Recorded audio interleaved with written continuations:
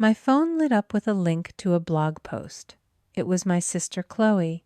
She was holding a baby, and the title read, "My millionaire sister refuses to help me feed my child." The post went viral in our small town. People were calling me a monster.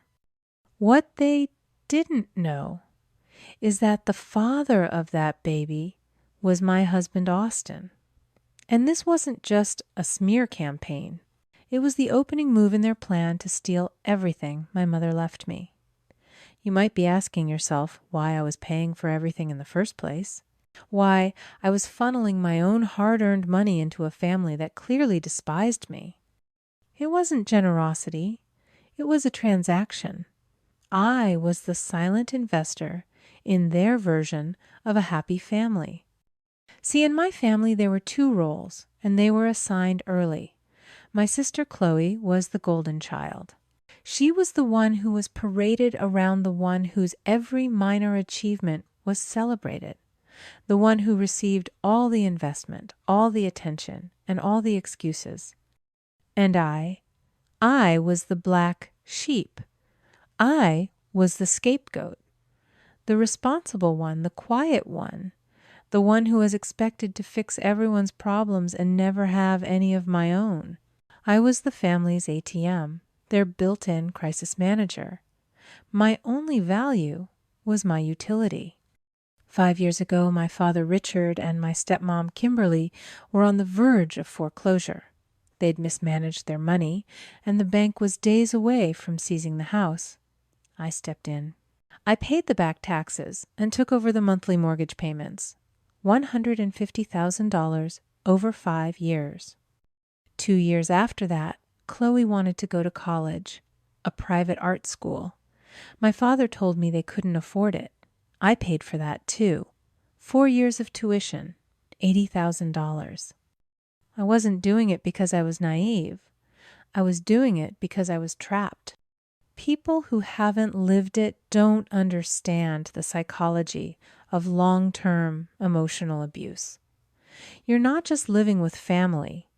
You're living in a prison without bars. They had spent decades grinding me down, making me believe that their approval was the only thing that mattered. That silence, that compliance, they mistook for weakness. It was a survival mechanism. It was the invisible chain of the survivor. It's that psychological cage where you learn that fighting back only brings more pain. So you learn to be quiet. You learn to be accommodating. You learn to keep the peace at any cost, even if that cost is your own soul.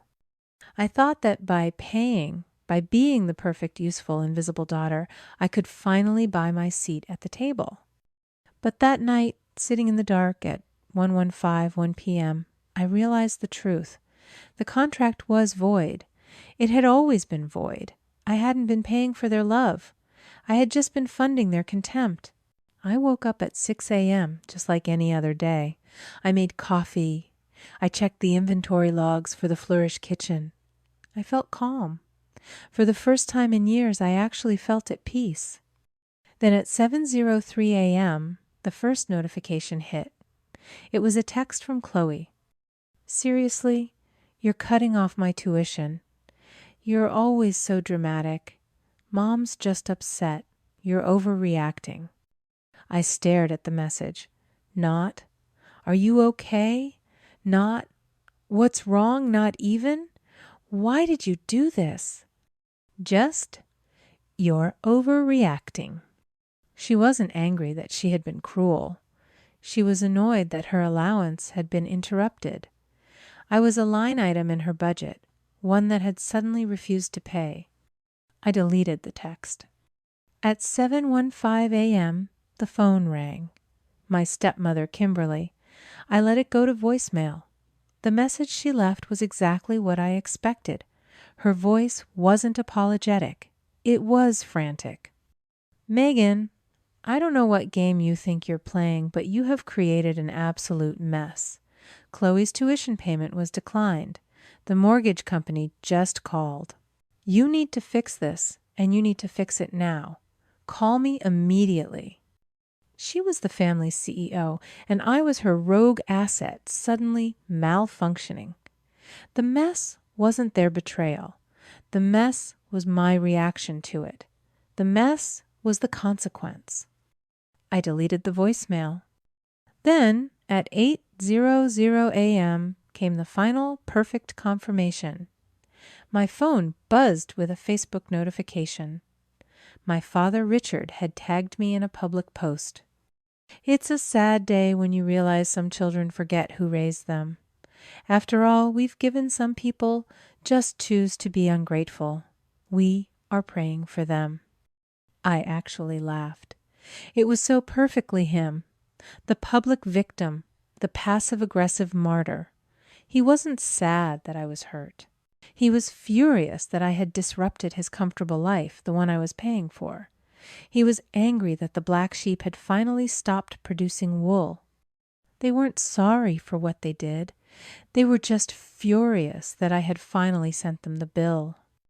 Any lingering flicker of doubt, any tiny, stupid ember of guilt I might have felt was instantly extinguished. This wasn't a family dispute. This was a hostile takeover attempt, and I had just found the evidence of their conspiracy. My anger wasn't hot anymore. It was clinical. It was time to stop defending.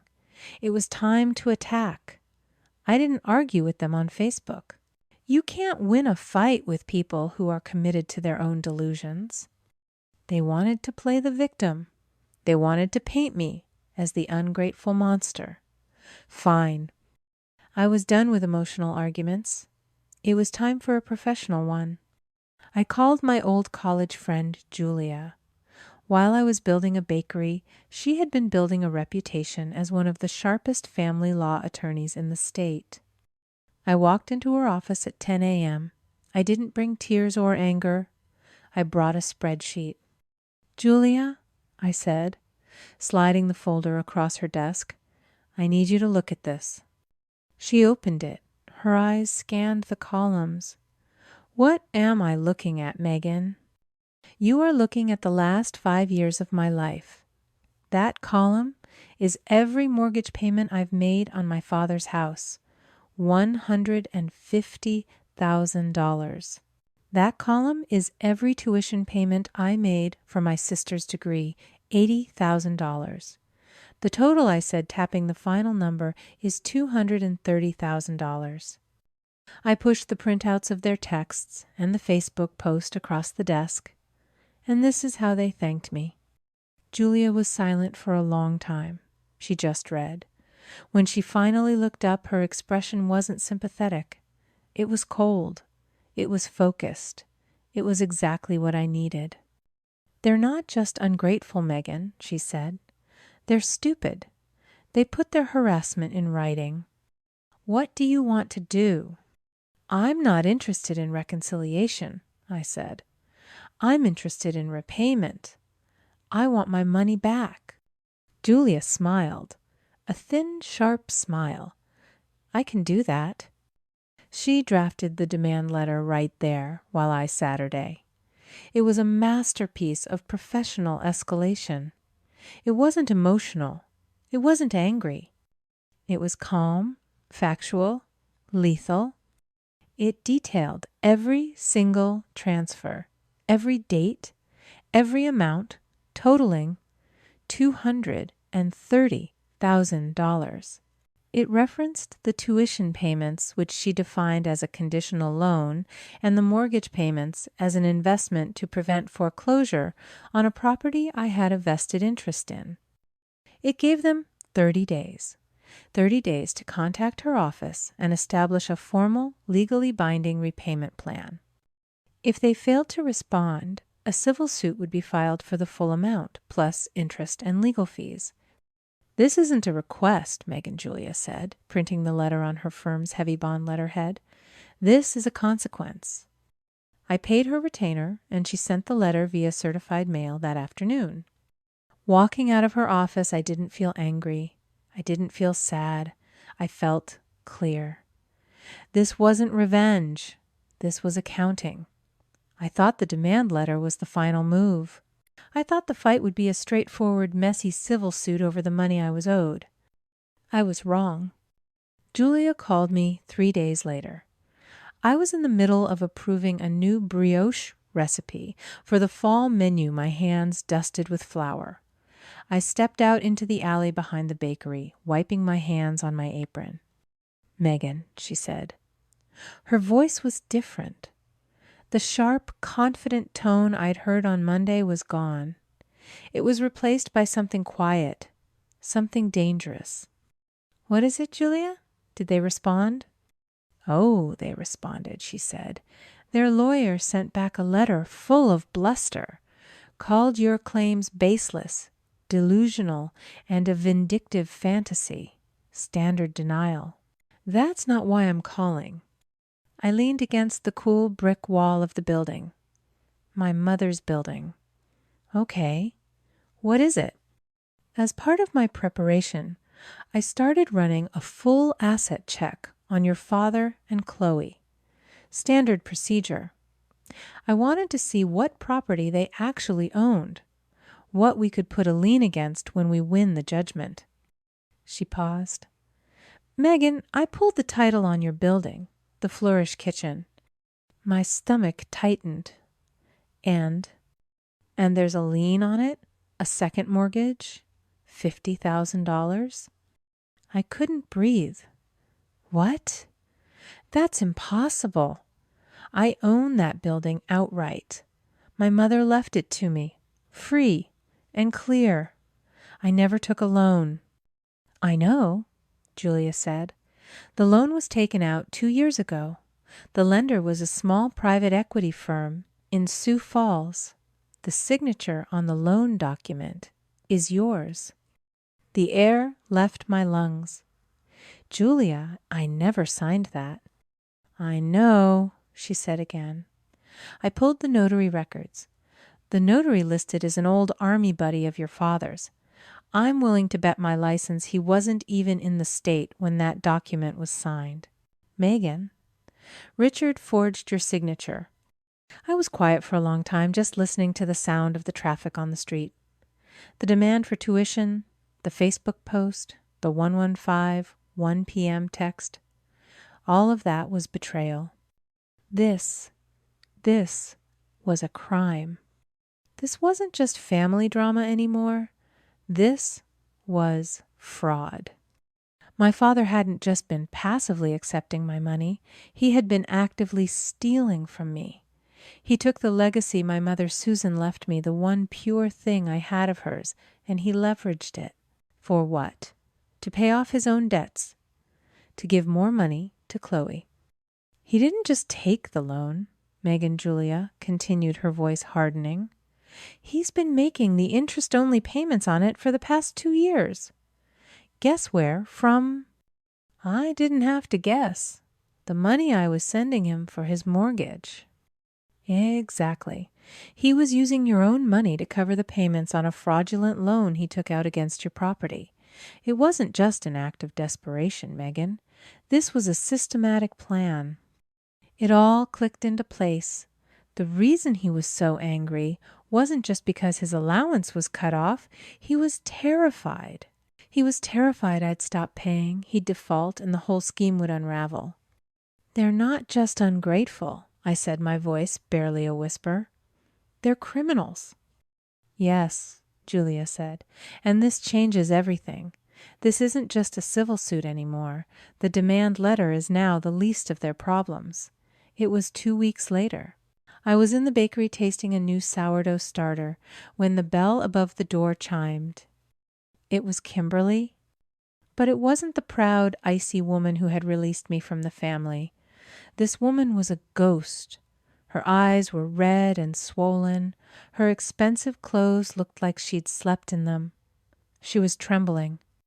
"Megan," she whispered. She didn't wait for me to respond. The words just spilled out. "Megan, the police. They came to the house. They're talking about fraud. They're talking about jail. Your father. He. We're going to lose everything. The house. The bank is calling." She took a step closer, her hands clasped in front of her. Please, you have to stop this. Julia won't take our calls.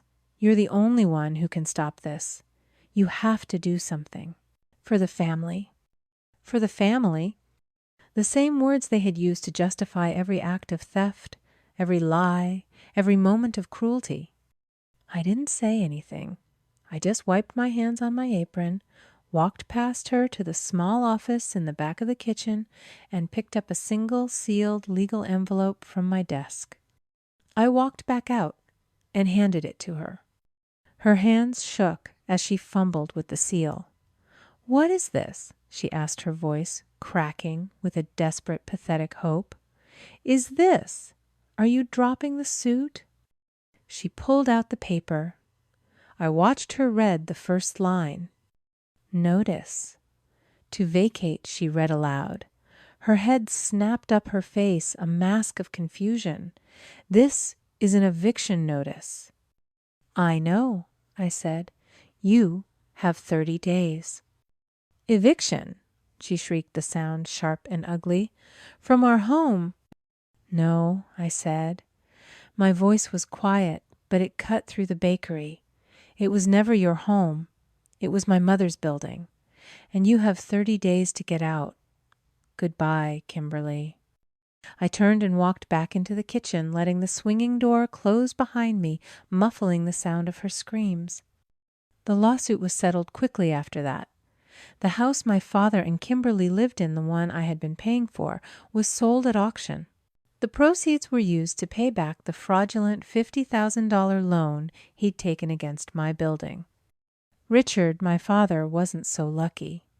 The district attorney pressed charges for criminal fraud. He pled guilty, avoiding jail time, but he now has a felony record and a decade of probation.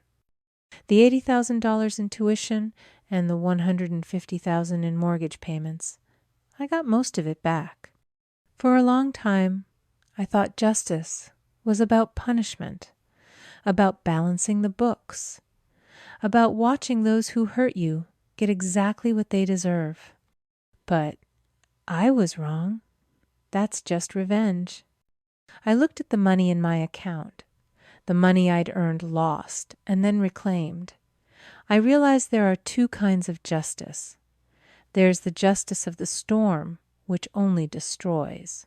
And then there's the justice of the sower, which builds something new from the wreckage. They had tried to tear down my mother's legacy. I decided to use that very money to make it grow. 2 months later, I officially launched the Susan Fund, named after my mom. It's a micro-grant foundation dedicated to helping female entrepreneurs right here in Madison. Our first grant went to a young single mother starting her own catering business out of her apartment. Seeing her face when I handed her the check, that felt like justice. Have you ever had to make a hard choice to protect yourself? Let me know your story in the comments. And don't forget to like and follow for more stories about finding your power.